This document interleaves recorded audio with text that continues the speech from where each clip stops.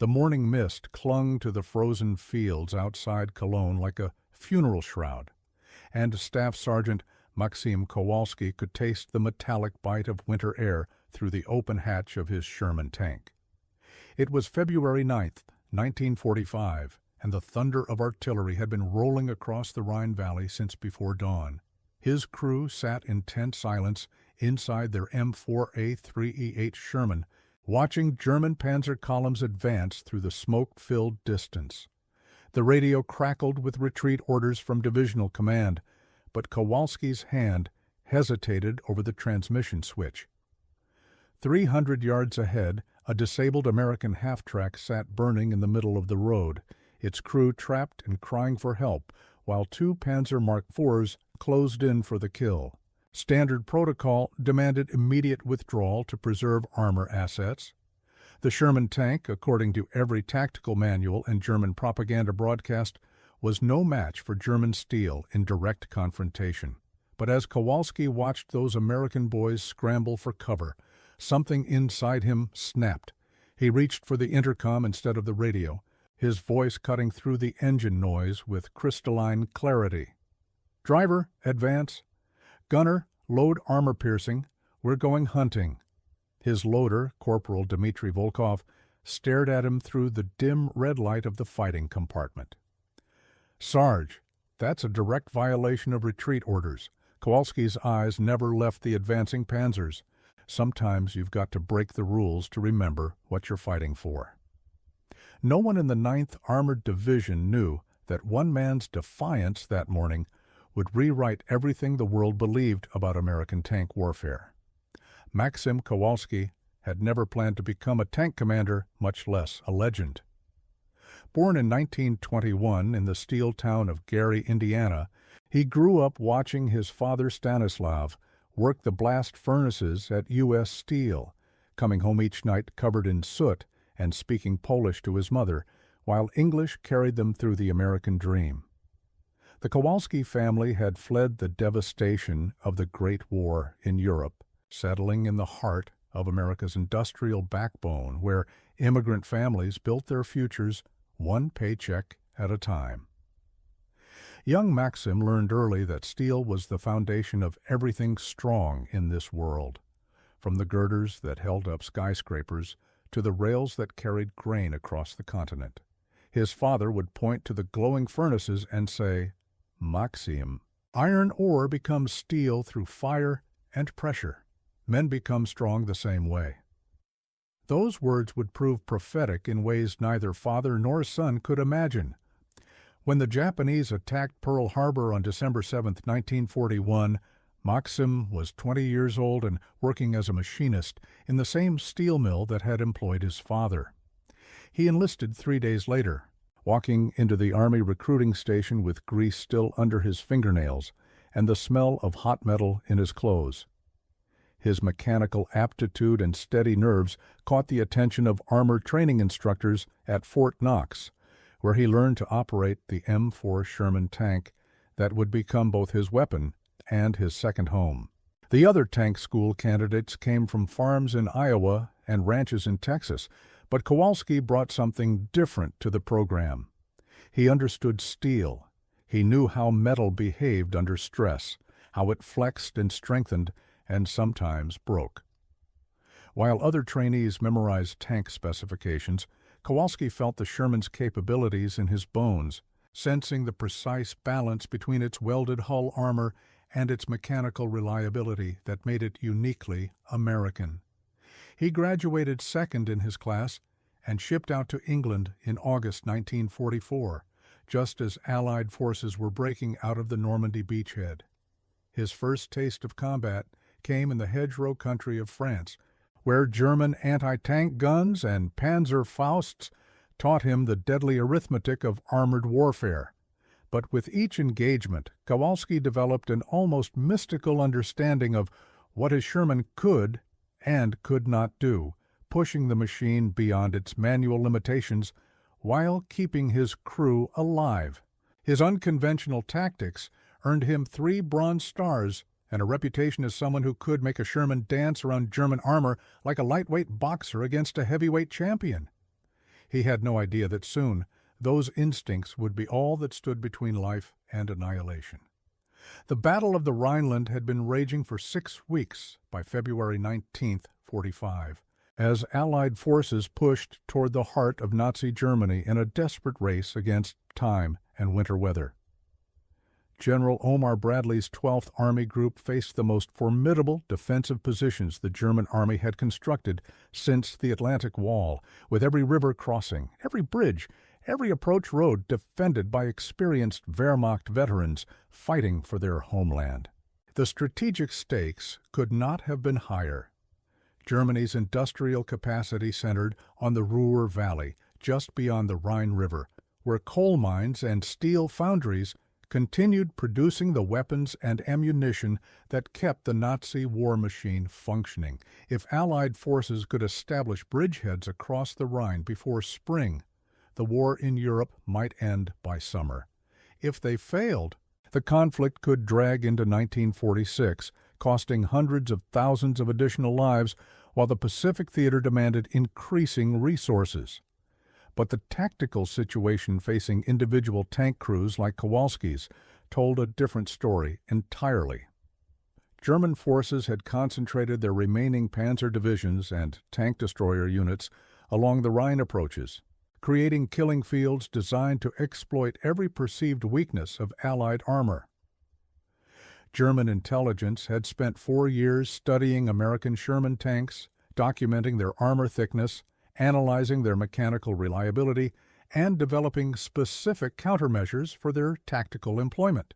Wehrmacht training manuals described the Sherman as mechanically sound but insufficiently armored for modern tank warfare, vulnerable to the high-velocity guns mounted on German Panzer, Mark IVs, Panthers, and Tigers. This assessment had become gospel truth among German tank crews, who approached Sherman encounters with confidence born from experience. The numbers seemed to support German optimism. A standard Panzer Mark IV mounted a 75mm gun capable of penetrating Sherman armor at ranges exceeding 1,000 yards, while the Sherman's own 76mm gun required closer engagement ranges to achieve similar penetration against German armor. In direct confrontation, mathematical advantage favored the Germans, but mathematics, as Kowalski had learned in the hedgerows of Normandy, told only part of the story. Sherman tanks possessed advantages that never appeared in technical manuals or intelligence assessments. Their mechanical reliability meant they reached the battlefield when German tanks broke down. Their superior optics allowed American gunners to spot targets first in many engagements. Most importantly, their crews fought with the confidence of men who knew their country's industrial capacity could replace any tank lost in battle, while German crews fought with the desperation of men whose homeland faced invasion. As February's bitter cold deepened and German resistance stiffened, these psychological factors would prove as important as armor thickness or gun velocity. The Wehrmacht was about to discover that American steel, forged in the furnaces of Gary and Detroit, carried within it something that no technical manual could measure or propaganda could diminish. The trouble began at 0400 hours on February 9th, when German forces launched a coordinated counterattack against the 3rd Armored Division's positions outside Cologne. Panzer Group Niederrhein, commanded by General Heinrich von Luttwitz, had concentrated 67 tanks and assault guns in a desperate attempt to push American forces back across the Erft River and preserve the Rhineland's defensive perimeter. The attack caught Allied intelligence completely off guard. Radio intercepts suggested only token German resistance remained in the sector, but the thunder of tank engines and artillery told a different story as Kowalski's Sherman crew prepared for their morning reconnaissance patrol. Captain Morrison's briefing had been optimistic. Intelligence indicates minimal enemy armor in our sector. Proceed to checkpoint Baker, observe and report return by 0800 hours. The mission seemed routine until Kowalski's driver, Private Garrett Lind, spotted movement in the tree line ahead. Through his periscope, Kowalski watched in growing alarm as German armor emerged from camouflage positions like steel predators emerging from their den. 2 Panzer Mark IVs led the column, followed by 3 Stu-G assault guns and at least a dozen Panzer Grenadier infantry squads riding on half-tracked vehicles. The Germans had chosen their timing perfectly, catching American forces during the vulnerable hours between night defensive positions and daylight maneuvers.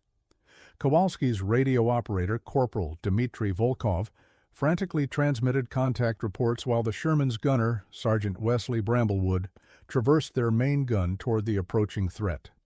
Contact, contact, contact. Multiple enemy armor bearing 090 degrees, range 1,200 yards, and closing. The response from Battalion Command crackled through static-filled speakers with devastating clarity. Understood, Mongoose 6. All units withdraw to phase line Delta immediately. Do not engage. Repeat, do not engage superior enemy forces. The order made perfect tactical sense. A single Sherman tank against multiple German panzers represented exactly the kind of engagement Allied doctrine sought to avoid, trading irreplaceable crews and equipment for minimal battlefield advantage. But as Kowalski prepared to acknowledge the withdrawal order, movement caught his eye through the commander's cupola. The disabled American half-track sat burning 300 yards ahead, its crew scrambling for cover behind the vehicle's thin armor, while German tanks zeroed in for what would certainly be a massacre. Staff Sergeant Jimmy Wakefield and 5 soldiers from the 2nd Battalion had been conducting wire-laying operations when the German attack began, and now they crouched helplessly while Panzer main guns traversed toward their position. Kowalski recognized Wakefield from previous missions, a kid from Vermont who carried pictures of his newborn daughter in his helmet liner and always shared his K-rations with anyone who asked. The mathematical equation was simple and brutal. 7 American lives versus 1 Sherman tank and 5 crew members. Doctrine demanded preservation of armor assets over individual soldier rescue operations.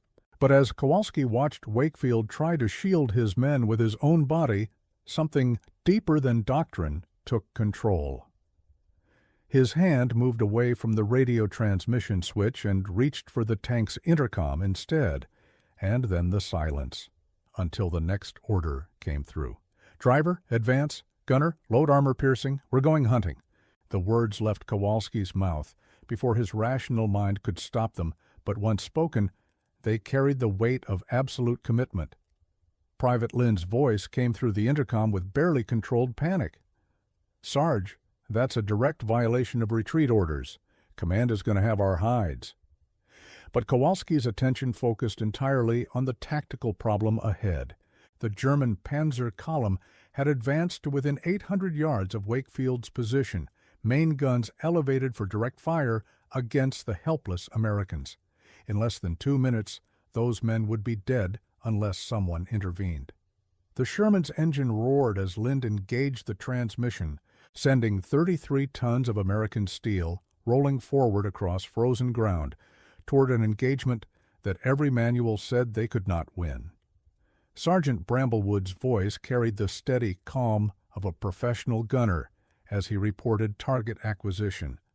Panzer Mark IV, range 750 yards, hull down behind that ridgeline. I've got a partial hull shot. Kowalski studied the terrain through his cupola periscope, calculating angles and distances with the instincts his father had taught him about steel under pressure.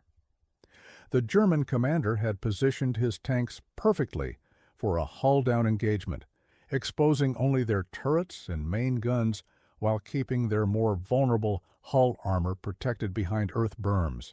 Standard American doctrine called for flanking maneuvers or artillery support against such positions, but Kowalski possessed neither time nor backup. What he did have was intimate knowledge of his Sherman's capabilities and a growing understanding of German tactical psychology. Panzer crews expected American tanks to withdraw when facing superior numbers. They anticipated cautious doctrine-driven responses that prioritized asset preservation over tactical aggression. But Kowalski had spent 18 months learning that Sherman tanks possessed one crucial advantage over their German counterparts. They were built for speed and maneuverability, designed to exploit gaps rather than slug it out in static engagements. While German tanks emphasized armor protection and gun power, American designers had created a platform that could move faster, turn quicker, and adapt more rapidly to changing battlefield conditions. The panzer commanders ahead had prepared for a conventional engagement against a retreating enemy.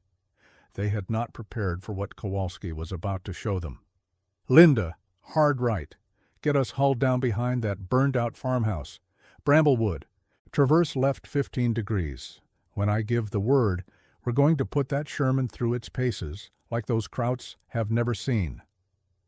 The tank lurched as Lind threw the Sherman into a high-speed turn, tracks churning through mud and ice toward a position that would give them concealment and multiple firing angles. Corporal Volkov continued broadcasting their unauthorized advance to increasingly frantic responses from battalion command. But Kowalski had passed the point where orders mattered more than conscience. He thought it was over, but destiny wasn't done with him yet. The first shot came from the lead Panzer Mark IV at exactly 0427 hours, a 75mm high-explosive round that screamed past the Sherman's turret and exploded against the farmhouse wall behind them.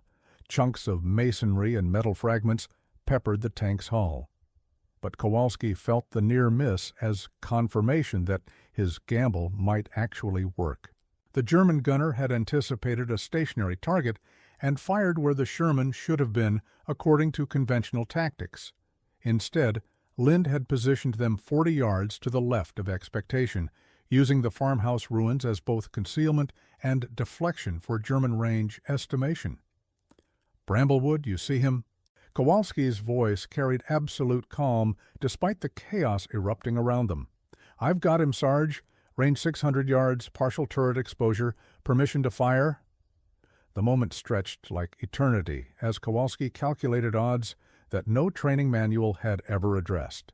A moving Sherman tank against a hull-down Panzer represented exactly the kind of engagement American armor was supposed to avoid. But as he watched German infantry advancing toward Wakefield's position, mathematical probability became irrelevant compared to moral imperative. "Fire!" The Sherman's main gun erupted with a muzzle flash that lit up the morning twilight, sending an armor-piercing round-down range at nearly 3,000 feet per second. Bramblewood's aim proved flawless.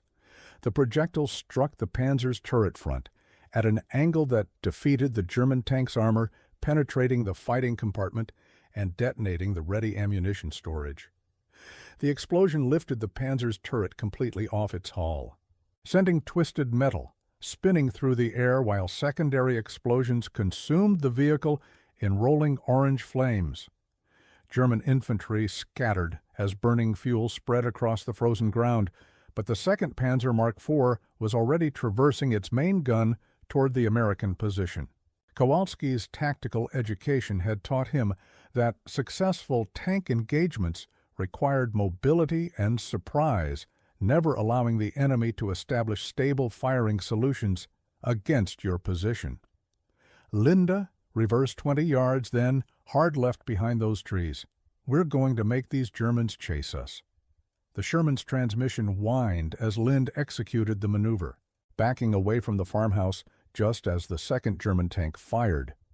The 75mm round impacted exactly where they had been positioned 3 seconds earlier, confirming Kowalski's understanding of German gunnery techniques.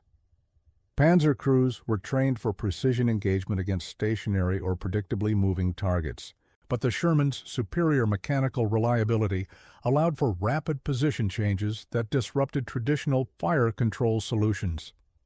Through his periscope, Kowalski watched the German commander's cupola rotate frantically, searching for the American tank that had seemingly vanished into the landscape. This was the moment he had been waiting for. the psychological inflection point where confidence transformed into confusion. German tank doctrine emphasized methodical, overwhelming firepower applied from prepared positions, but Kowalski was about to demonstrate that American steel could dance when properly motivated. The second engagement began as the Sherman emerged from tree cover on the German formation's left flank, a position no Panzer commander had anticipated an American tank could reach so quickly. Kowalski had spent the previous 60 seconds studying terrain through his cupola periscope, identifying a farm track that wound behind the German position and offered multiple hull-down firing opportunities. The maneuver required precise timing and intimate knowledge of the Sherman's mechanical capabilities. But Lind executed the movement with the skill of someone who understood exactly what his tank could accomplish under pressure. Bramblewood, 2 targets. Stu G assault gun at 11 o'clock, range 400 yards. 2nd Panzer at 1 o'clock, range 550 yards. Which one's got the better shot at those infantry? Bramblewood's response came without hesitation. Stu G's got direct line of sight to the half-track. That's our priority. The mathematical equation was brutal in its simplicity. The German Stug 3 assault gun mounted a 75mm gun in a fixed casemate designed specifically for infantry support missions and perfectly positioned to eliminate Wakefield's trapped soldiers. The Panzer Mark IV possessed a rotating turret but would require several seconds to traverse and acquire the American infantrymen as targets. In tank warfare, seconds determined who lived and who died. Take the Stu-G, 1 round, then we move. The Sherman's main gun spoke again, this time from a completely unexpected angle that caught the German assault gun commander completely off guard. Bramblewood's armor-piercing round struck the Stu-G's front armor at nearly perpendicular angle, penetrating the fighting compartment and destroying the vehicle in a cascade of internal explosions. But Kowalski was already planning their next maneuver before the German vehicle stopped burning. Linda, smokescreen, then advanced to that stone wall. Volkov, tell those infantry to be ready to move when we give them covering fire. The Sherman's smoke launchers deployed white phosphorus canisters that created instant concealment across the battlefield, but more importantly, the chemical cloud confused German range estimation and forced Panzer commanders to rely on guesswork rather than precision optics. Through the swirling smoke, Kowalski maneuvered his tank into a position that conventional wisdom said was impossible. Instead of withdrawing to safe distance or calling for artillery support, he was advancing directly into the teeth of superior enemy forces, using the Sherman's mobility and mechanical reliability to dictate engagement terms. The remaining Panzer, Mark IV, and 2 Stu-G assault guns were now facing an American tank that appeared and disappeared like a steel ghost, striking from unexpected angles and vanishing before effective return fire could be delivered. German radio communications, intercepted by Allied listening posts, revealed growing confusion among Panzer commanders who had never encountered such aggressive Sherman tank tactics. For 4 years, Wehrmacht training had emphasized American armor's supposed limitations. Sherman tanks, according to German intelligence assessments, were mechanically reliable but tactically predictable, following doctrine that prioritized asset preservation over battlefield aggression.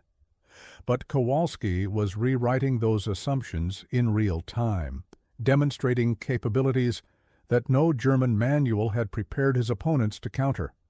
Private Jensen, one of Wakefield's trapped soldiers, would later describe watching the Sherman emerge from smoke like an avenging angel, its main gun speaking death to German positions while machine gun fire suppressed enemy infantry. We couldn't believe what we were seeing. This one American tank was taking on an entire German column and making it look easy. The odds revealed a truth no orders could hide. American steel, when properly handled, possessed qualities that transcended technical specifications. The third engagement proved that individual courage could indeed reshape tactical mathematics when applied with sufficient intelligence and determination. The remaining German formation had reorganized into a defensive hedgehog position, with two Stoogie assault guns providing mutual support, while the surviving Panzer Mark IV attempted to establish stable firing solutions against the elusive American tank. German infantry had deployed anti-tank weapons in a semicircle around their armor, creating interlocking fields of fire designed to channel any advancing Sherman into a predetermined killing zone. The tactical situation appeared hopeless from any conventional perspective, but Kowalski had moved beyond conventional thinking into a realm where mechanical understanding merged with tactical intuition. His father's lessons about steel under pressure had prepared him to recognize that every defensive position, no matter how strong, possessed inherent stress points where focused application of force could achieve breakthrough. Through his cupola periscope, he studied the German deployment and identified the critical vulnerability. The enemy formation's strength lay in mutual support, but that same interdependence created inflexibility. If he could isolate individual German vehicles from their supporting elements, superior numbers would become irrelevant. Bramblewood, see that pile of rubble at 10 o'clock? Behind it, there's a gap between those two Stoogies, about 15 yards wide, just enough for us to squeeze through if we come in fast and low. Bramblewood's voice carried the tone of someone who had learned to trust his commander's tactical instincts despite their apparent impossibility. I see it, Sarge, but that's going to put us right in the middle of their formation. We'll be taking fire from 3 directions simultaneously. Kowalski's response reflected the transformation of a machinist's son into a warrior who understood that some battles could only be won by embracing controlled violence. Sometimes you've got to go through hell to reach the other side. Lind, when I give the word, maximum speed straight at that gap. No slowing down, no hesitation. We're going to split their formation and roll up their flank before they can react. The Sherman's engine note deepened as Lind prepared for an acceleration that would push the tank's transmission to its mechanical limits, but Kowalski had calculated the risks with the precision his father had taught him about metallurgy. German crews expected American tanks to engage from maximum range, where superior German gun performance could be brought to bear. They had not prepared for an opponent who would charge directly into their midst, accepting short-term vulnerability to achieve decisive tactical advantage. At 0438 hours, the Sherman burst from concealment at maximum speed, tracks throwing mud and debris, while its main gun traversed toward the first target. German crews scrambled to respond to an attack vector their doctrine insisted was suicidal, but mechanical response times proved insufficient against American audacity. Kowalski's tank disappeared into the gap between German vehicles, like a steel arrow piercing the heart of enemy resistance, and what happened next shattered 4 years of Wehrmacht tactical training. He thought the war had taught him everything about courage, but destiny wasn't done with him yet. The moment Kowalski's Sherman penetrated the German defensive formation, time seemed to compress into a series of tactical snapshots that would be analyzed by armor officers for decades afterward. At 35 miles per hour, the American tank burst through the gap between the two Stoogie assault guns, its main gun already traversed toward the target Bramblewood had designated during their approach. The German crews, trained for methodical engagement at extended ranges, found themselves facing an opponent moving too fast and too close for their established fire control procedures to counter effectively. The first Stoogie, positioned on the Sherman's right flank, began traversing its fixed casemate gun toward the American tank, but the mathematics of angular velocity worked against the German vehicle. At close range, the Stoogie's limited traverse speed could not match the Sherman's crossing velocity, creating a brief window where the German assault gun remained vulnerable while its American opponent achieved firing position. Bramblewood's shot, fired from less than 100 yards range, struck the Stooges' armor at an angle that negated the German vehicle's defensive advantages. The armor-piercing round penetrated the fighting compartment with devastating effectiveness, but Kowalski was already directing Lynn toward their next objective before the German vehicle finished exploding. "Hard left. Get us behind that second Stooge before his friends can get a shot." The Sherman's tracks screamed against frozen ground as Lynn threw the tank into a turn that pushed its suspension to mechanical limits. But the maneuver placed them in the second Stooge's rear quarter, where the German vehicle's fixed gun mount could not engage. German infantry scrambled to deploy Panzerfausts and anti-tank grenades, but the Sherman's machine guns, operated by Volkov with deadly efficiency, suppressed enemy foot soldiers before they could close to effective range. The surviving Panzer Mark IV, commanded by Obergefreiter Klaus Müller, attempted to engage the American tank from its position 300 yards distant, but friendly infantry and burning vehicles blocked clear firing solutions. Müller's after-action report, captured when Allied forces overran German command posts the following week, described watching an American Sherman tank operate with tactical sophistication that contradicted every intelligence assessment Wehrmacht analysts had produced about American armor capabilities. The enemy tank commander demonstrated complete mastery of his vehicle's mechanical characteristics, employing maneuvers our doctrine insisted were impossible for Sherman-type tanks. Our prepared defensive positions proved inadequate against such unconventional tactics. But Kowalski was focused entirely on the immediate tactical problem represented by the second Stooge assault gun, whose crew was frantically attempting to rotate their vehicle and to bring their main armament to bear against the American tank. German armor doctrine emphasized prepared positions and methodical engagement, but those tactical principles became liabilities when facing an opponent who refused to cooperate with established expectations. The Stooges' commander, Unteroffizier Fritz Hartmann, had survived 3 years of combat on the Eastern Front by following procedures that had proven effective against Soviet armor. But American tactical flexibility presented challenges his experience had not prepared him to address. Through his periscope, Kowalski watched the German vehicle attempt a three-point turn that would expose its flank armor to Sherman fire, and he recognized the decisive moment when tactical advantage shifted permanently in American favor. "Bramblewood, you've got a perfect side shot. Range 75 yards, 0 deflection, make it count." The Sherman's main gun fired for the third time in less than 90 seconds, demonstrating a rate of engagement that German intelligence had assessed as impossible for American tank crews operating under combat stress. The armor-piercing round struck the second Stooge behind the drive sprocket, penetrating the engine compartment and setting the vehicle ablaze. But the engagement's psychological impact proved far more significant than its immediate tactical results. Through their optical devices, surviving German crews watched an American Sherman tank accomplish what 4 years of Wehrmacht doctrine insisted could not be achieved. A single Allied tank had penetrated a prepared defensive position, destroyed multiple German vehicles, and demonstrated tactical capabilities that contradicted fundamental assumptions about American armor employment.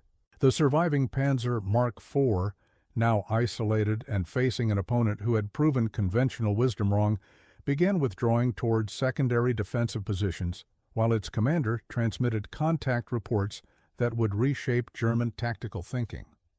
Obergefreiter Müller's radio transmission, intercepted by Allied listening posts, captured the moment when German confidence encountered American reality. American tank demonstrates superior tactical mobility and crew training. Request immediate reinforcement. Current defensive positions inadequate against observed enemy capabilities. But Kowalski's mission remained incomplete as long as Wakefield's infantry remained pinned down by German small arms fire from surviving enemy soldiers who had scattered among the rubble when their armor support collapsed. The mathematical equation had shifted decisively in American favor, but individual courage still required tactical execution to achieve complete success. Volkov, tell those infantry to get ready to move. We're going to give them covering fire and escort them back to friendly lines. The Sherman's coaxial machine gun began methodical suppression of German positions, while Kowalski maneuvered his tank between Wakefield's soldiers and remaining enemy forces, using 33 tons of armor plating as mobile protection for the retreating Americans. Private Jensen, watching from his position beside the disabled half-track, observed the Sherman's deliberate movement with professional appreciation that bordered on reverence. That tank commander knew exactly what he was doing every second of that engagement. He turned our disaster into a textbook example of how armor should support infantry. Staff Sergeant Wakefield, gathering his men for withdrawal under the Sherman's protection, managed to establish radio contact with Kowalski's crew as they began moving toward American lines. Mongoose 6, this is Bravo 27. Don't know how to thank you properly, but those Krauts had us dead to rights until you showed up. Kowalski's response, recorded in Wakefield's post-action report, reflected the transformation of a steelworker's son into a combat leader who understood that some victories transcended individual achievement. Just doing what Americans do, Bravo 27, taking care of each other when the chips are down. As the combined force began its withdrawal toward friendly positions, German artillery began impacting the area they had just evacuated, confirming that tactical timing had been as crucial as individual courage in determining the engagement's outcome. But the larger implications of what had transpired during those 18 minutes of combat would not become apparent until German intelligence analysts began studying American tank capabilities with new respect and growing concern. The Wehrmacht was about to discover that underestimating American steel carried consequences that extended far beyond individual battlefield encounters. The immediate aftermath of Kowalski's unauthorized engagement began unfolding before the Sherman had even reached friendly lines, as radio communications crackled with increasingly urgent demands for explanation from battalion and divisional command structures. Captain Morrison's voice carried barely controlled fury as he demanded answers that Kowalski was not yet prepared to provide. Mongoose 6, you will report to battalion headquarters immediately upon return to base.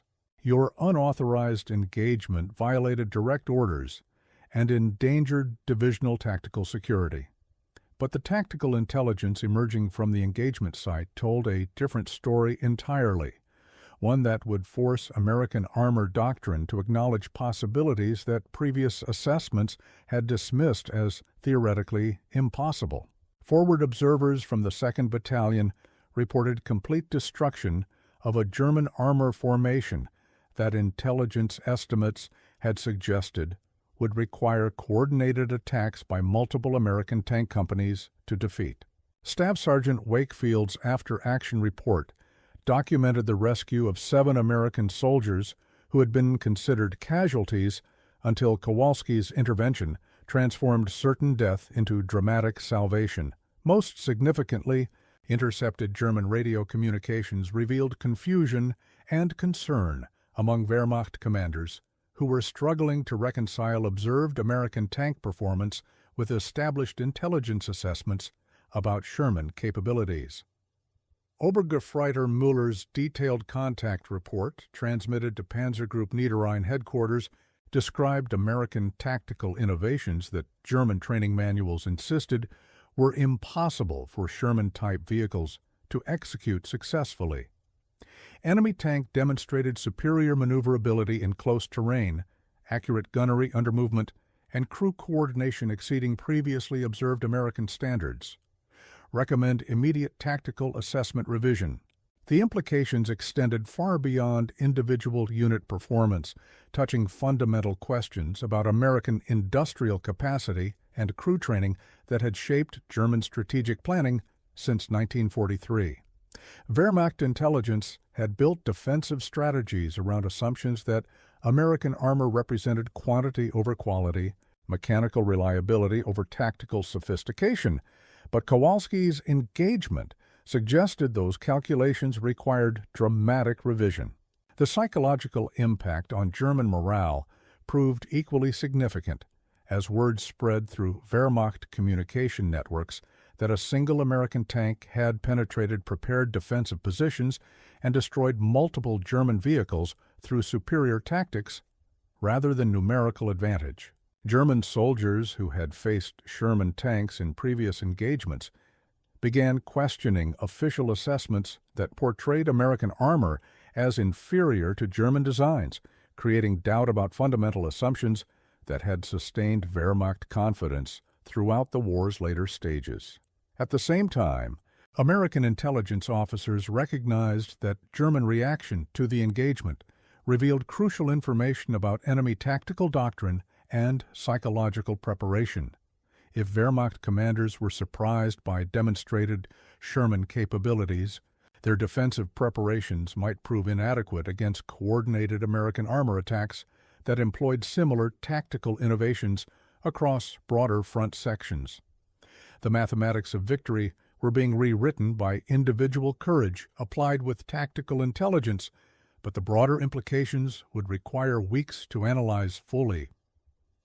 Colonel Harrison Caldwell, commanding the 9th Armored Division, postponed Kowalski's disciplinary hearing pending detailed analysis of tactical lessons learned during the unauthorized engagement, but privately acknowledged that sometimes military progress required individuals willing to challenge established doctrine through demonstrated performance rather than theoretical argument. The investigation that followed Kowalski's unauthorized engagement lasted 6 days and involved testimony from multiple witnesses, analysis of intercepted German communications, and detailed examination of destroyed enemy vehicles to verify tactical claims that initial reports suggested might have been exaggerated under combat stress.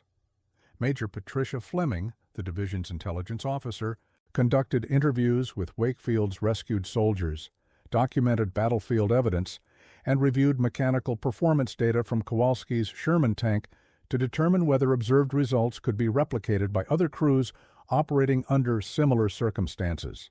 Private Jensen's testimony proved particularly valuable because his position beside the disabled half-track had provided clear observation of the entire engagement, allowing him to describe Sherman tactical maneuvers with precision that supported Kowalski's after-action report. That tank crew knew exactly what they were doing every second of that fight. They used their mobility to control engagement terms, never letting the Germans establish stable firing solutions. I've seen Sherman tanks in action before, but never operated with that kind of tactical sophistication. Sergeant Bramblewood's gunnery performance, documented through shell casing analysis and impact assessment on destroyed German vehicles, demonstrated accuracy levels that exceeded training standards for tank crews operating under combat stress. All 3 main gun rounds had achieved target penetration despite difficult firing conditions, suggesting that crew coordination had reached levels typically associated with veteran units rather than relatively new formations. Corporal Volkov's radio logs provided detailed timeline reconstruction that confirmed the engagement's duration and tactical sequence, while Private Lynn's maintenance report documented mechanical stress levels that proved the Sherman's automotive performance had remained within acceptable parameters throughout the high-speed maneuvers that had made victory possible. But the most significant evidence emerged from German sources, particularly Obergefreiter Miller's detailed contact report and subsequent interrogation following his capture during Allied advances the following week. Muller's professional assessment, delivered without the emotional distortion that sometimes affected combat reports, confirmed that American tactical performance had exceeded German expectations by substantial margins. The enemy tank commander demonstrated complete understanding of his vehicle's capabilities and employed maneuvers that our training suggested were not possible for Sherman-type tanks. Our defensive preparations proved inadequate because they were based on incorrect assumptions about American tactical doctrine. Wehrmacht intelligence assessments, captured along with divisional records, revealed that German armor commanders had been specifically briefed on Sherman tank limitations that Kowalski's engagement had proven incorrect. German crews had been told that American tanks would withdraw when facing superior numbers, engage only from maximum range where German gun advantages could be exploited, and avoid close-range confrontations that exposed Sherman armor weaknesses. But Kowalski had achieved victory precisely by embracing close-range engagement, using Sherman mobility advantages to negate German tactical strengths, and demonstrating crew coordination that transformed individual vehicle limitations into collective tactical superiority. The broader implications became clear when intelligence analysis revealed that similar tactical innovations were being independently developed by other Sherman crews throughout the European theater, suggesting that American adaptability was producing doctrinal evolution in real time, rather than through formal training programs. 3 weeks after the engagement outside Cologne, Staff Sergeant Maxim Kowalski found himself standing in the division briefing room facing an audience of tank commanders, tactical instructors, and senior officers who had gathered to analyze what was already being called the Sherman Doctrine Revolution. Colonel Caldwell's opening remarks established the session's significance for American armor development and broader strategic planning that would influence post-war military thinking for decades. Gentlemen, we are here to examine whether one man's unauthorized decision can provide lessons applicable to division-level operations and beyond. The evidence suggests that our assumptions about American armor capabilities may have been as limited as German intelligence assessments that recent events have proven incorrect. The formal presentation began with tactical maps showing German defensive positions and Sherman movement patterns during the engagement, but the discussion quickly expanded to address fundamental questions about American military effectiveness that extended far beyond individual battlefield performance. Major Fleming's intelligence summary documented German tactical adaptations already emerging in response to demonstrated Sherman capabilities, including revised defensive procedures and modified crew training that acknowledged American armor as a more serious threat than previous assessments had indicated. Wehrmacht units are now deploying additional anti-tank assets specifically to counter Sherman tanks operating with the tactical flexibility observed during Sergeant Kowalski's engagement. This suggests that individual innovation has produced strategic consequences extending across the entire German defensive system. But the session's most significant revelation emerged during discussion of mechanical performance data that showed Sherman tanks consistently exceeding their design specifications when operated by crews who understood the vehicle's full capabilities rather than limiting themselves to conservative employment guidelines. Technical analysis revealed that Sherman automotive systems could sustain higher stress levels than training manuals suggested, that main gun accuracy remained stable during high-speed maneuvers when crews maintained proper coordination, and that armor protection provided adequate battlefield survivability when combined with tactical mobility that prevented enemies from establishing stable firing solutions. These findings suggested that American tank design philosophy, emphasizing reliability and adaptability over maximum armor protection or gun power, had created vehicles capable of tactical performance that formal testing had never fully explored. Captain Morrison, whose initial criticism of Kowalski's unauthorized action had evolved into professional respect for achieved results, summarized the broader implications with characteristic directness. If one Sherman crew can destroy multiple German vehicles through superior tactics, then coordinated employment of similar techniques across battalion or regimental level could achieve breakthrough results that current planning has not anticipated. The discussion continued through detailed examination of crew training modifications, tactical doctrine revisions, and strategic implications that would influence American military thinking long after the war's conclusion. But participants recognized that fundamental change had begun with one man's decision to trust American steel over German propaganda. Kowalski himself spoke only once during the session, responding to direct questions about his decision-making process during the engagement with characteristic modesty that obscured the profound courage required to challenge established doctrine under combat stress. I just figured that Sherman tank was built in Gary, Indiana, by people who knew how to make steel that could handle whatever those Germans wanted to throw at it. The room fell silent as officers contemplated the implications of industrial pride transformed into tactical innovation. But Colonel Caldwell's closing remarks captured the session's essential conclusion with military precision. Sometimes doctrine follows practice rather than the other way around. The transformation of American armor tactics accelerated throughout the spring of 1945 as Sherman crews across the European theater began employing modified engagement techniques based on lessons learned from Kowalski's unauthorized action outside Cologne.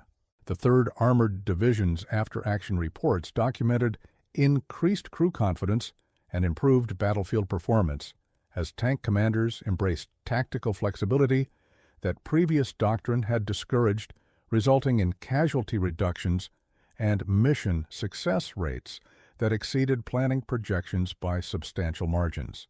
Similar improvements appeared throughout Allied armored formations as word of the Sherman Doctrine spread through informal communication networks that connected tank crews across divisional boundaries, creating grassroots tactical evolution that formal training programs later codified into updated operational procedures.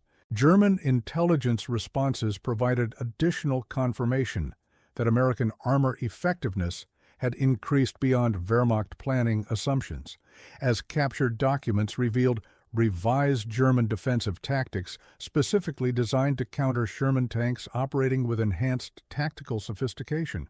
Obergefreiter Müller, during extended interrogation following his capture, described growing German concern about American armor capabilities that had previously been dismissed as inferior to German designs. American tank crews are no longer following predictable tactical patterns. They demonstrate initiative and mechanical understanding that makes them much more dangerous opponents than our briefing suggested they would be. The strategic implications became apparent as Allied forces achieved Rhine River crossings ahead of schedule, with Sherman tanks providing crucial support for bridgehead operations that Wehrmacht defenses had been designed to prevent. The speed of Allied advancement during the war's final months reflected numerous factors, including German resource shortages and declining morale, but tactical analysis suggested that improved American armor employment had contributed significantly to breakthrough operations that formal planning had projected would require additional time and resources. Individual courage, applied with tactical intelligence and mechanical understanding, had produced strategic consequences that extended far beyond the immediate battlefield, where one man had chosen conscience over orders. Staff Sergeant Wakefield, whose rescue had initiated the chain of events that revolutionized American armor doctrine, maintained correspondence with Kowalski throughout the war's remainder and into the post-war period when both men returned to civilian occupations that seemed mundane compared to their shared combat experience. Wakefield's letters, preserved in Kowalski's personal papers, documented the psychological impact of witnessing individual heroism that transcended military rank and formal authority to achieve results that saved lives and influenced historical outcomes. I never forgot watching that Sherman tank appear through the smoke like something out of a movie, except this was real and you were the hero who made it happen. But Kowalski himself remained characteristically modest about his role in tactical innovation that would influence American military thinking for decades, consistently attributing success to crew coordination, mechanical reliability, and industrial capacity rather than individual decision-making that had transformed potential disaster into decisive victory. His post-war letters to family members described the engagement outside Cologne as an example of American teamwork rather than personal heroism, reflecting a worldview shaped by industrial community values that emphasized collective achievement over individual recognition. The mathematical equation remained unchanged in his mind. American steel, properly applied with courage and intelligence, could overcome any obstacle that tyranny might deploy against freedom and democracy. The war in Europe ended on May 8, 1945, with American Sherman tanks leading Allied columns through the streets of Berlin and dozens of other German cities where Wehrmacht resistance had finally collapsed under pressure that included tactical innovations pioneered by crews willing to challenge conventional wisdom through demonstrated performance rather than theoretical argument. Kowalski's Sherman, nicknamed Gary Steele by his crew in honor of their commander's hometown, participated in the final advance across central Germany and was among the American vehicles that reached the Elbe River, where Allied and Soviet forces made contact, effectively ending organized German resistance in the European theater. The tank's mechanical condition remained excellent, despite months of intensive combat operations, confirming design philosophy that emphasized reliability and adaptability over maximum performance specifications. But the crew's combat experience had transformed them from competent technicians into tactical innovators whose influence extended throughout American armored formations. Post-war analysis revealed that Sherman tanks had achieved battlefield effectiveness levels that pre-war planning had not anticipated, destroying more German armor than they lost while providing infantry support that proved crucial to Allied tactical success across multiple theater operations. The statistical record contradicted German propaganda claims about Sherman inferiority, but more importantly, demonstrated that American industrial capacity combined with crew training and tactical flexibility could overcome theoretical disadvantages through superior application of available resources.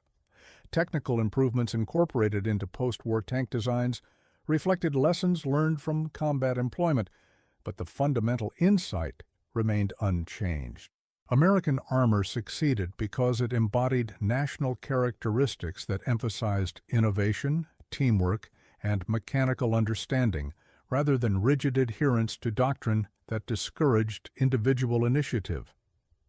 Kowalski received the Distinguished Service Cross for his actions outside Cologne, but the award citation's formal language could not capture the broader significance of his decision to trust American engineering over German intimidation. The medal recognized individual valor, but the tactical revolution that followed his unauthorized engagement represented collective American achievement that extended from factory workers in Detroit to tank crews in Germany who learned that courage and mechanical understanding could overcome any obstacle tyranny might deploy against freedom.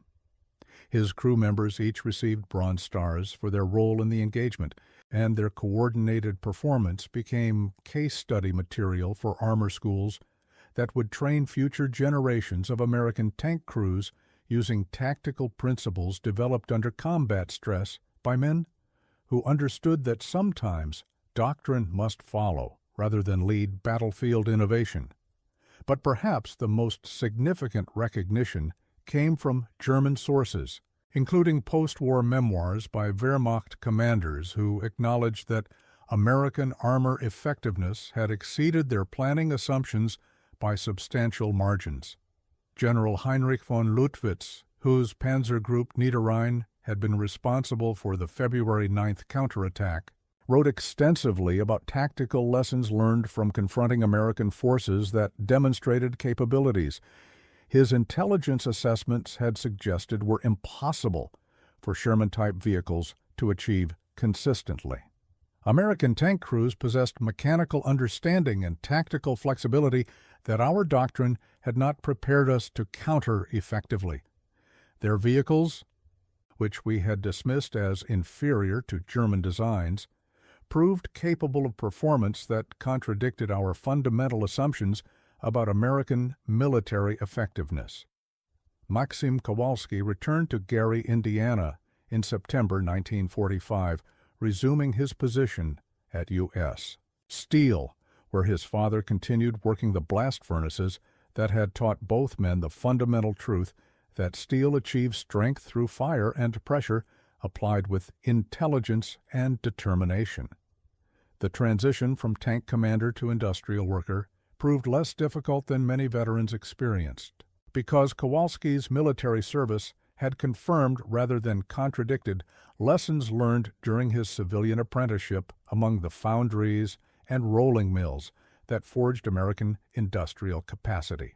His wife, Catherine Nowak, whom he married in October 1945 after a courtship conducted entirely through wartime correspondence, understood that her husband's military experience had been shaped by values instilled long before he ever saw combat in Europe. Their wedding reception, held in the Polish-American Community Center, where both families had celebrated immigrant traditions since arriving from Europe during the previous generation, included guests whose own military service confirmed that individual courage remained meaningless without collective support from communities willing to sacrifice for principles larger than immediate self-interest. Staff Sergeant Wakefield traveled from Vermont to attend the ceremony, bringing with him a photograph of the disabled half-track where Kowalski's Sherman had first appeared through morning mist to challenge German expectations about American resolve and capability. The image, preserved in the Kowalski family archives, captured the moment when mathematical odds yielded to moral imperatives that could not be calculated through technical manuals or intelligence assessments, but required individual decision-making that transcended formal doctrine. During the reception, Wakefield presented Kowalski with a written statement signed by all 7 soldiers whose lives had been saved during the engagement outside Cologne, expressing gratitude that formal military recognition could not adequately convey. "You showed us what American steel could accomplish when operated by men who understood what they were fighting for, and why individual courage matters more than following orders that don't match battlefield reality." But Kowalski's response reflected the fundamental humility that had enabled tactical innovation under combat stress, consistently attributing success to collective American achievement, rather than individual heroism that had initiated broader doctrinal evolution. That Sherman tank was built by thousands of people working in factories across America, and it succeeded because Americans know how to make things that work when they're needed most. The post-war period brought steady employment, family responsibilities, and community involvement that provided purpose and satisfaction without the dramatic intensity of combat operations.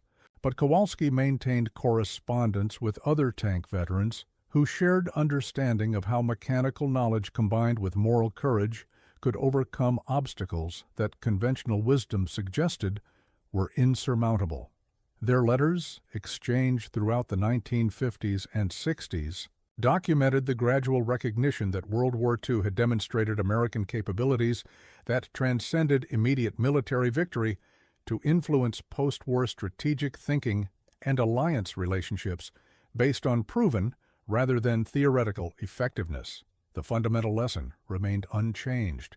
American steel, properly applied with intelligence and determination, could overcome any challenge that tyranny might deploy against democratic institutions and individual freedom.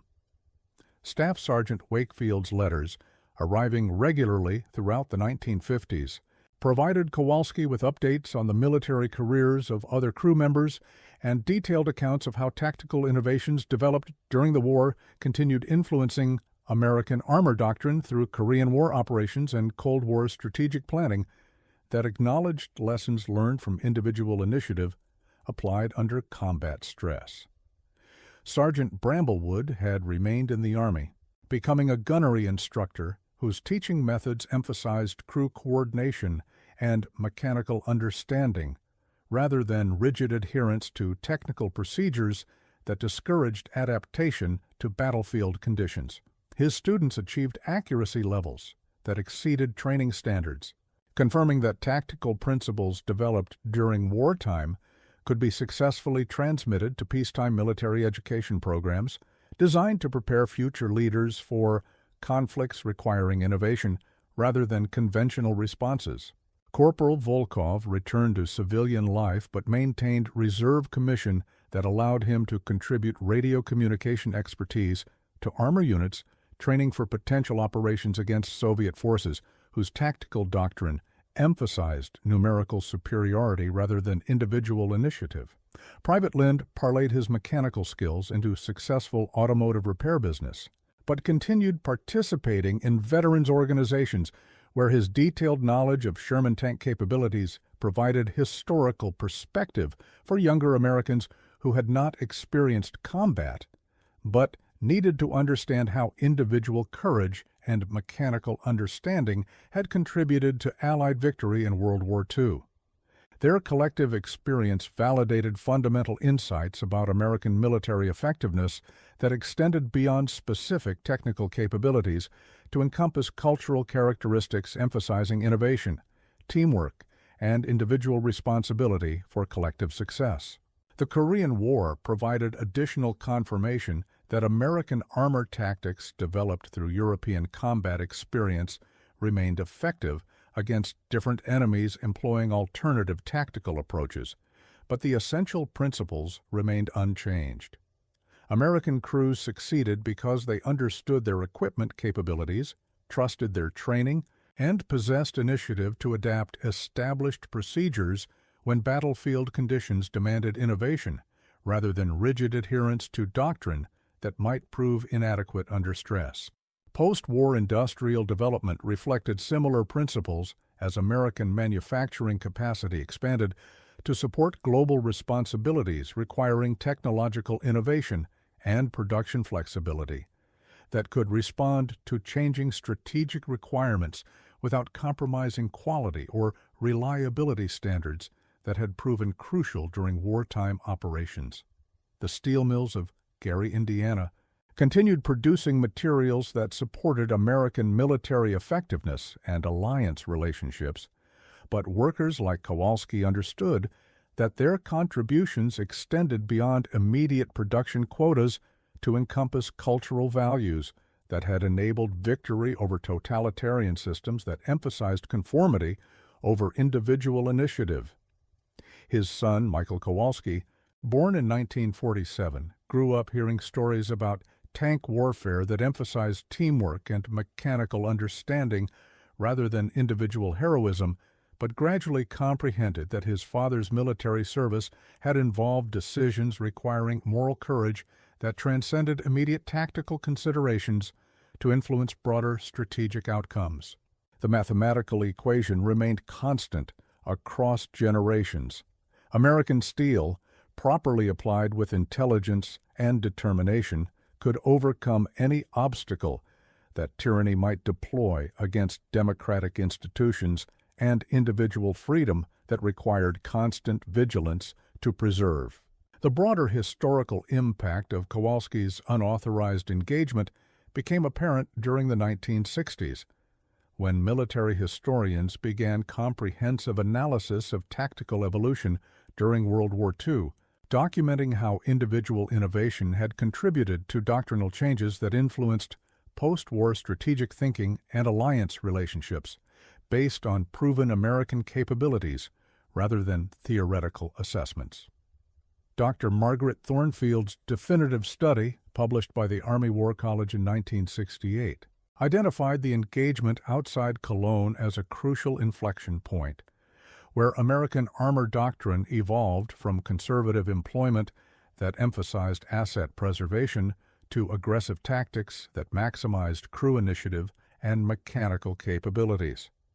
Her research, based on extensive interviews with participants and detailed analysis of captured German documents, confirmed that individual courage applied with tactical intelligence had produced strategic consequences extending far beyond immediate battlefield results to influence enemy assessment of American military effectiveness throughout the war's remainder.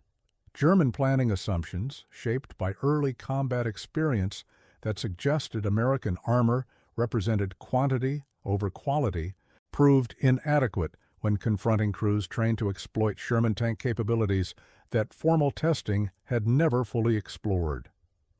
Wehrmacht intelligence revisions, documented in captured archives, revealed growing respect for American tactical innovation that contradicted fundamental assumptions about democratic military effectiveness compared to totalitarian systems that emphasized rigid discipline over individual initiative. Obergefreiter Miller's post-war memoirs, published in Germany during the 1970s, provided German perspective on American armor performance that acknowledged tactical sophistication his training had not prepared him to counter effectively. American tank crews demonstrated mechanical understanding and tactical flexibility that exceeded our intelligence assessments by substantial margins. Their equipment, which we had dismissed as inferior to German designs, proved capable of performance levels that challenged our fundamental assumptions about combat effectiveness. The psychological impact proved as significant as tactical results, as German crews began questioning official assessments that portrayed Allied forces as mechanically competent but tactically inferior to Wehrmacht standards developed through years of successful operations against European opponents who lacked American industrial capacity and training resources. Individual Americans like Kowalski had demonstrated that democratic values could produce military effectiveness that matched or exceeded totalitarian alternatives, providing crucial validation for alliance relationships that would shape post-war strategic balance throughout the Cold War period when ideological competition required proven rather than theoretical demonstration of democratic military capabilities.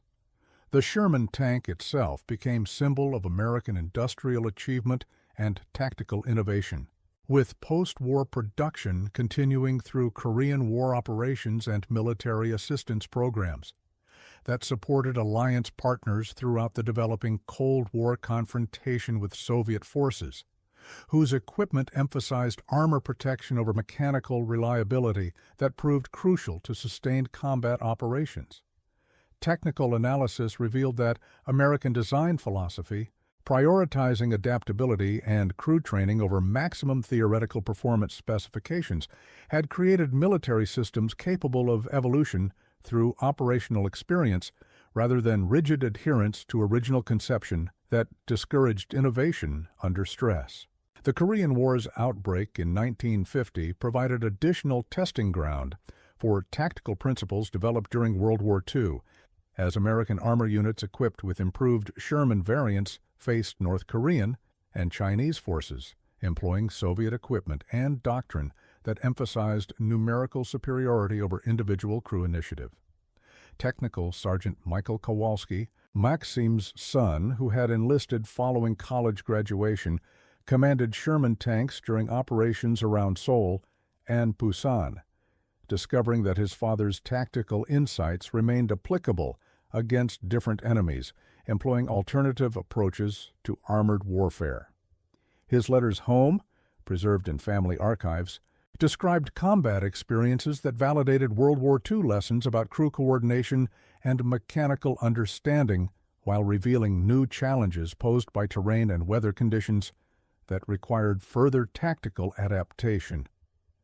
Dad's advice about trusting the tank and working as a team proved just as valuable in Korea as it had in Germany, but we had to modify techniques for mountain warfare that the European theater hadn't prepared us for.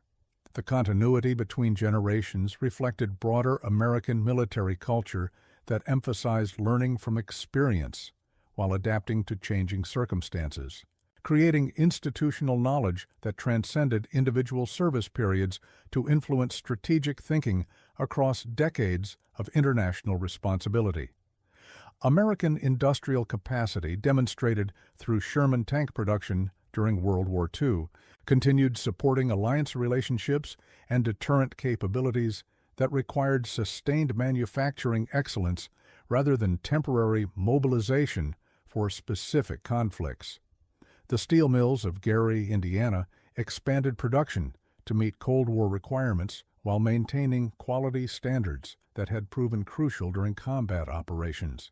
But workers understood that their contributions supported global responsibilities extending beyond immediate economic interests to encompass ideological competition with systems that emphasized conformity over innovation. Maxim Kowalski's continued employment at U.S. Steel provided personal connection to industrial foundations that supported American strategic capabilities. But his perspective had been shaped by combat experience that revealed how individual decisions could influence historical outcomes when applied with courage and intelligence. Community recognition of his wartime service included speaking engagements at local schools and veterans organizations, where his detailed accounts of tank warfare emphasized collective achievement rather than individual heroism. But younger audiences gradually understood that democratic values required constant defense by citizens willing to challenge conventional wisdom when conscience demanded action beyond formal authority. His fundamental message remained unchanged across decades of civic involvement. American strength derived from individuals willing to trust their training, support their teammates, and accept responsibility for outcomes that extended beyond personal interest to encompass collective welfare, requiring moral courage as much as technical competence. The mathematical equation that had governed his decision outside Cologne continued influencing personal choices throughout post-war civilian life, where individual integrity remained essential to democratic institutions that tyranny would constantly test through various forms of intimidation and propaganda designed to discourage initiative and promote conformity. Legacy recognition began accumulating during the 1980s, when military historians achieved sufficient historical perspective to assess World War II's tactical evolution and identify specific engagements that had influenced broader doctrinal development beyond their immediate battlefield significance. The United States Army Armor School established the Kowalski Award for Tactical Innovation in 1984, recognizing junior leaders whose initiative under pressure had produced results exceeding conventional expectations. But the honor's significance extended beyond formal military recognition to acknowledge principles that remained relevant to contemporary strategic challenges, requiring individual courage and collective determination. Award recipients, selected annually from nominations submitted by unit commanders throughout American armored formations, demonstrated similar characteristics that had enabled Kowalski's success outside Cologne, including mechanical understanding, crew coordination, and willingness to challenge established doctrine when battlefield conditions demanded innovation, rather than rigid adherence to procedures that might prove inadequate under stress. The selection process emphasized real-world application of tactical principles rather than theoretical knowledge, confirming that effective military leadership required practical experience combined with moral courage that could transcend immediate self-interest to achieve results benefiting larger organizational goals.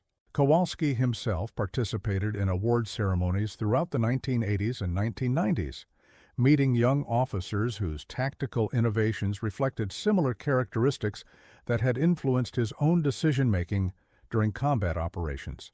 But his presentations consistently emphasized collective achievement rather than individual heroism that had initiated broader doctrinal evolution.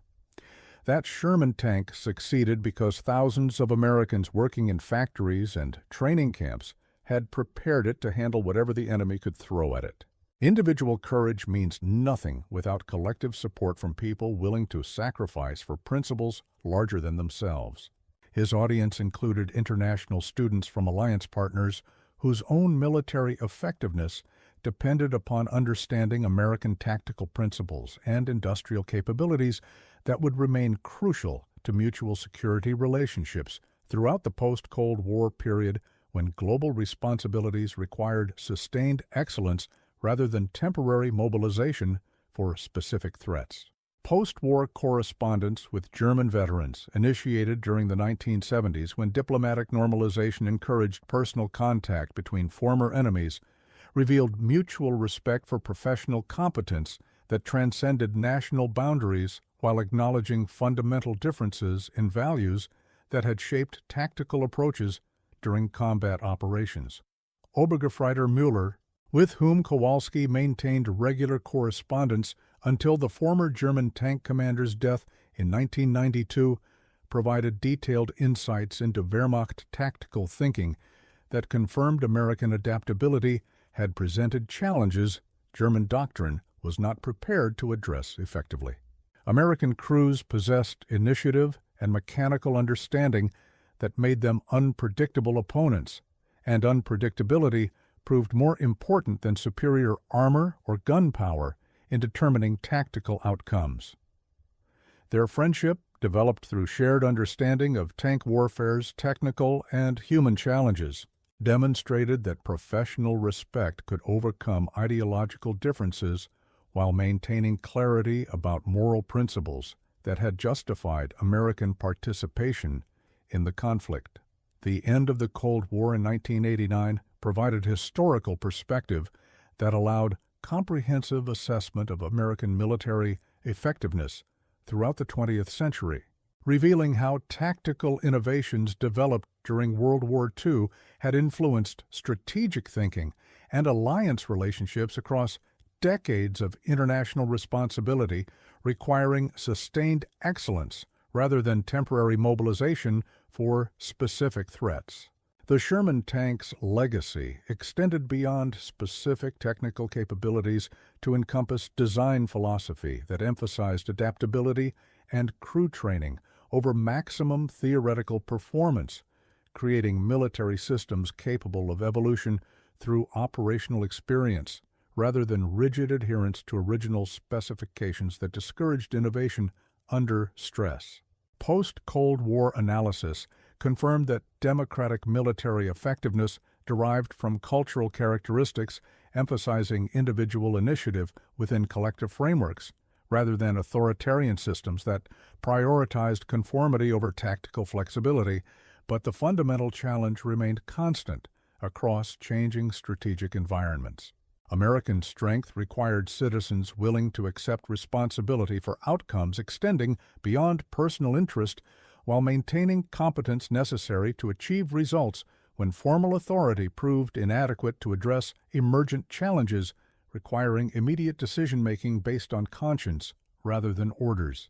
Maxim Kowalski's experience outside Cologne represented broader American characteristics that had enabled victory over totalitarian alternatives during the 20th century, but his post-war civilian life demonstrated that military service provided preparation for democratic citizenship requiring similar qualities of courage, competence, and commitment to collective welfare that sustained free institutions across generations of international responsibility.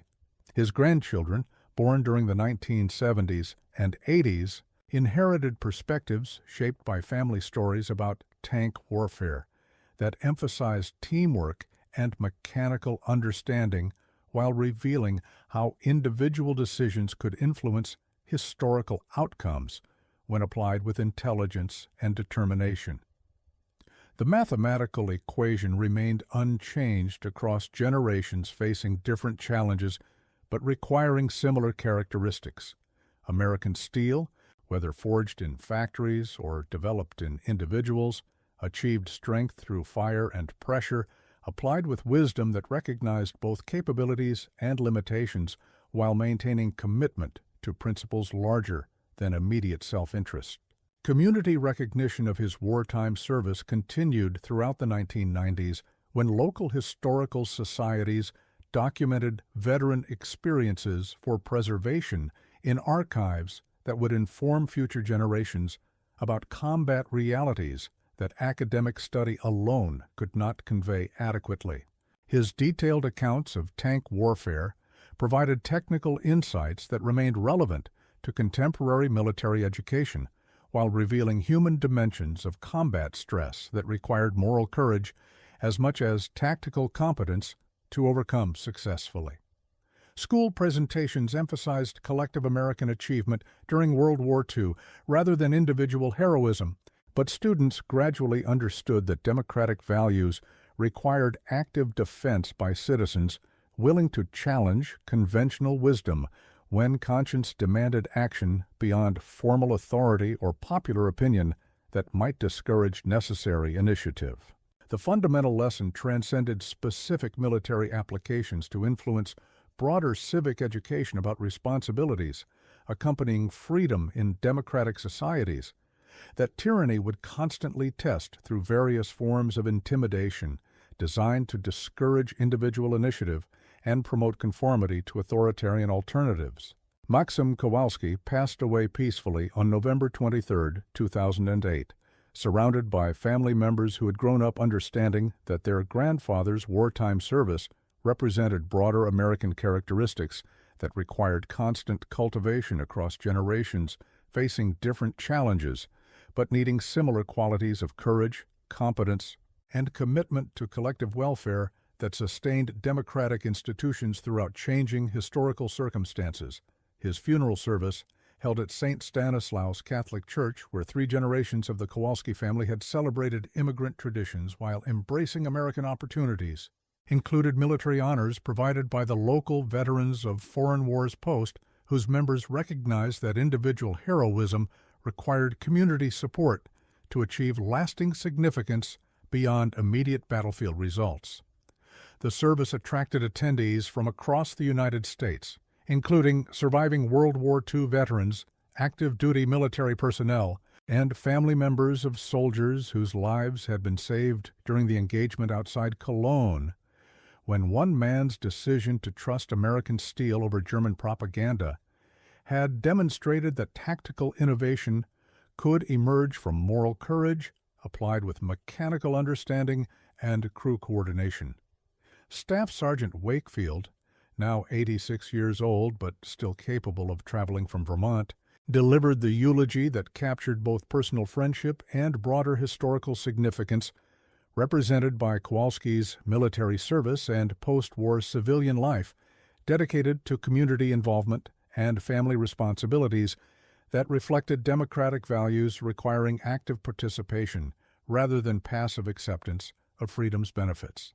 Maxim showed us that being American means taking responsibility for outcomes that extend beyond personal interest while maintaining competence necessary to achieve results when it matters most. He trusted his training, supported his teammates, and never forgot that individual courage means nothing without collective commitment to principles larger than ourselves. The burial ceremony at Holy Cross Cemetery included full military honors with flag presentation to Catherine Kowalski, his widow of 63 years, who had shared understanding that their marriage represented broader American experience requiring sustained commitment across changing circumstances, while maintaining values that enabled both personal happiness and civic contribution. The 21-gun salute echoed across the cemetery, where 3 generations of immigrant families had been laid to rest after building lives that confirmed America's promise of opportunity for individuals willing to work hard and accept responsibility for collective welfare that sustained democratic institutions across decades of international challenge and domestic change. Local newspaper coverage emphasized Kowalski's post-war civic involvement rather than military heroism, reflecting his own preference for community recognition that acknowledged collective achievement rather than individual distinction. But readers understood that his wartime service had provided foundation for civilian leadership that influenced local institutions and family traditions across generations of American opportunity. The fundamental equation remained constant in death as it had been in life. American strength derived from individuals willing to trust their training, support their teammates, and accept responsibility for outcomes that extended beyond immediate self-interest to E.